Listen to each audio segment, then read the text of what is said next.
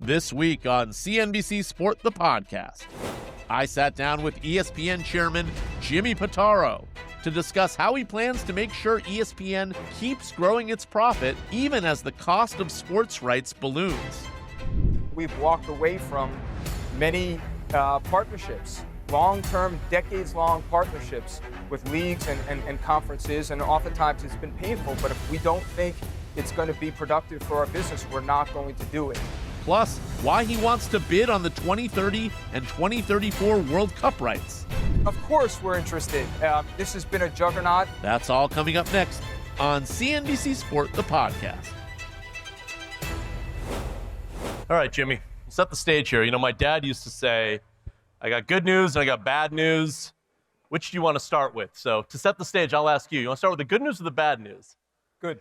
I'll start with the good news. All right, the good news is that more people seem to be watching sports than ever before. You go from sport to sport to sport. The ratings are phenomenal. And now ESPN, for about a year or so, has this direct-to-consumer product that even if you don't subscribe to cable, you can still access ESPN. The bad news is that cord cutting continues. Yeah. The price of those sports rights continues to go up and up and up.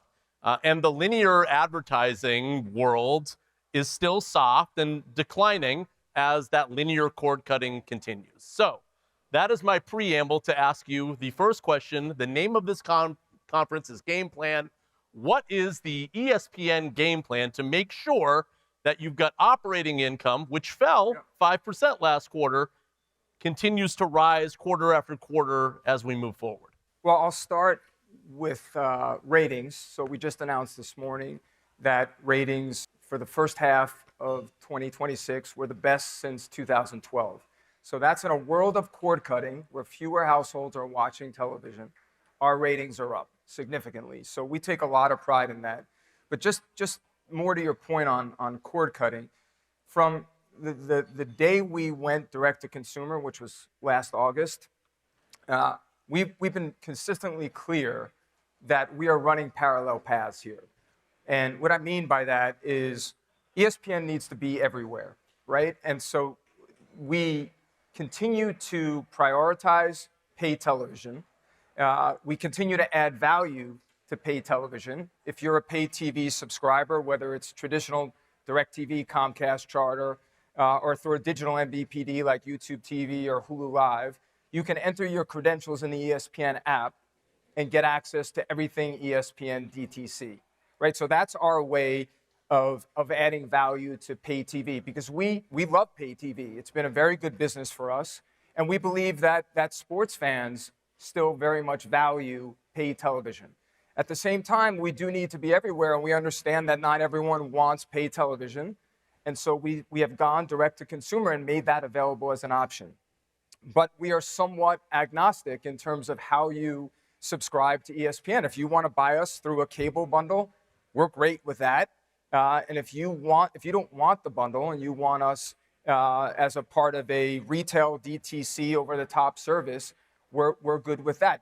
Now, just one last thing. On the OI comment, there's choppiness, right? You know, you mentioned sports rights. There's choppiness quarter to quarter. I will say that if you look at when we first started publicly reporting operating income at ESPN, which we hadn't done, as you know, historically, 2022, you look at what we reported then and what we reported for our fiscal year in 2025, operating income was up.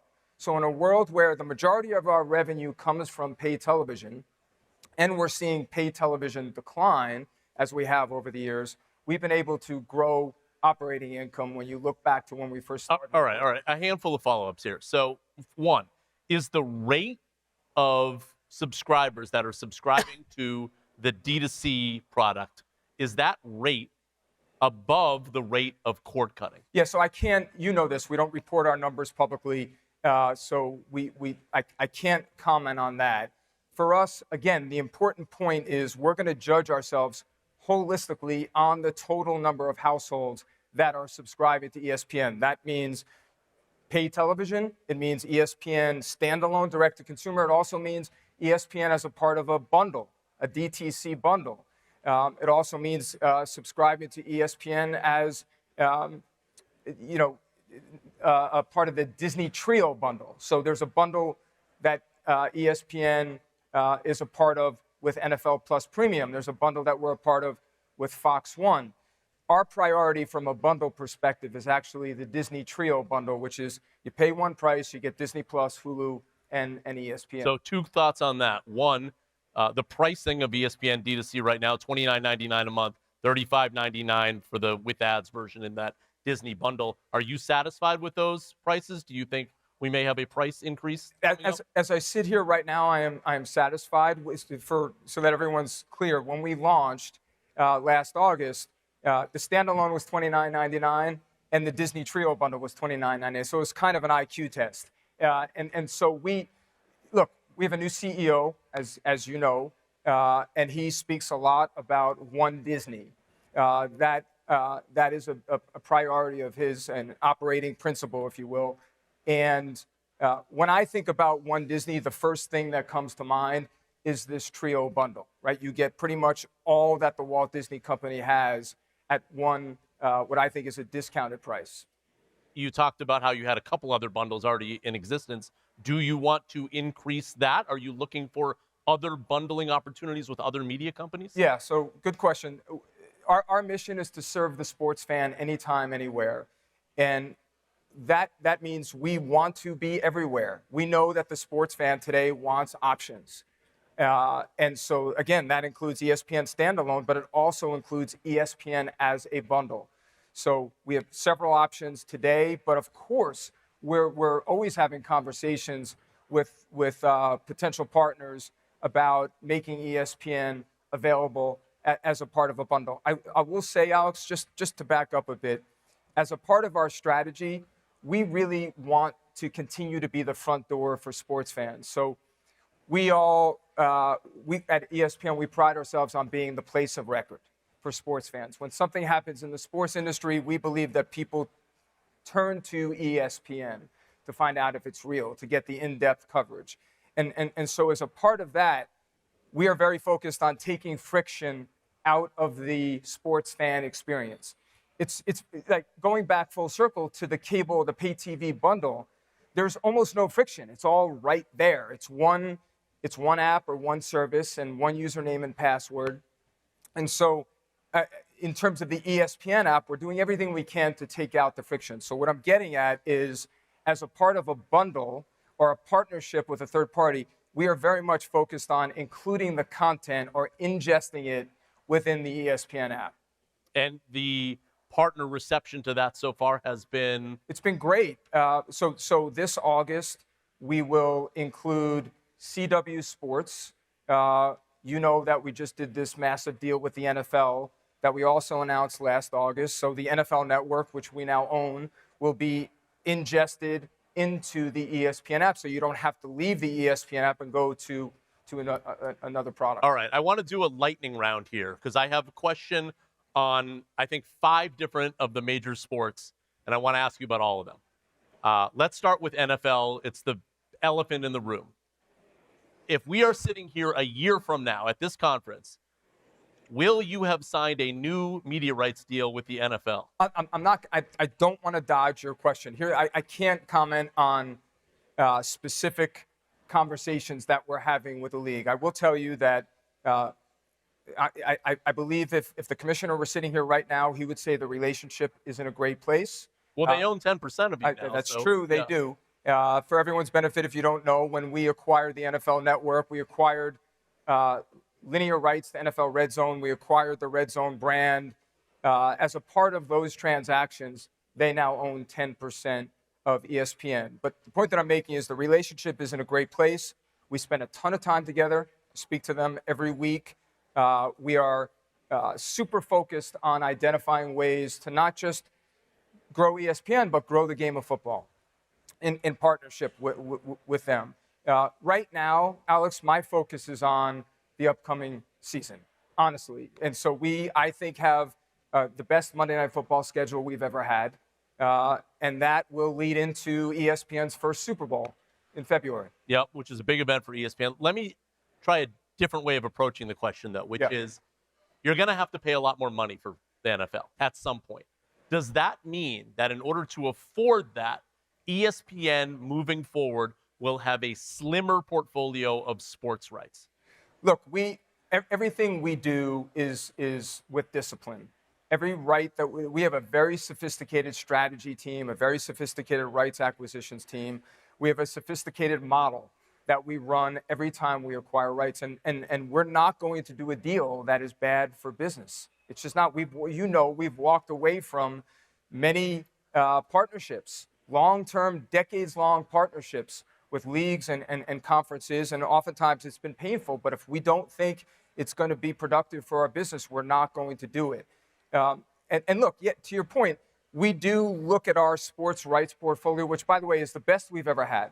In our 47-year history, we've never had better rights, live games. I think it's the best portfolio that the sports industry has ever seen. But we look at it holistically. So yes, to answer your question, there is some give and take there. One right that you did not have this year was World Cup rights, which are on Fox. Yeah. On a scale of 1 to 10, how jealous of Fox have you been? Well, look,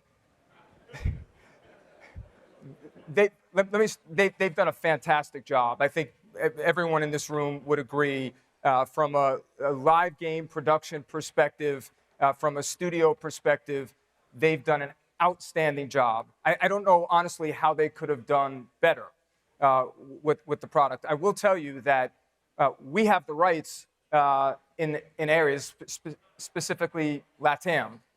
So if you look at Argentina, Colombia, Ecuador, we have the rights in pockets in specific countries, and we love that. We had the World Cup for 2 decades, and it was a big part of ESPN's identity and DNA. The rights are coming up in 2030.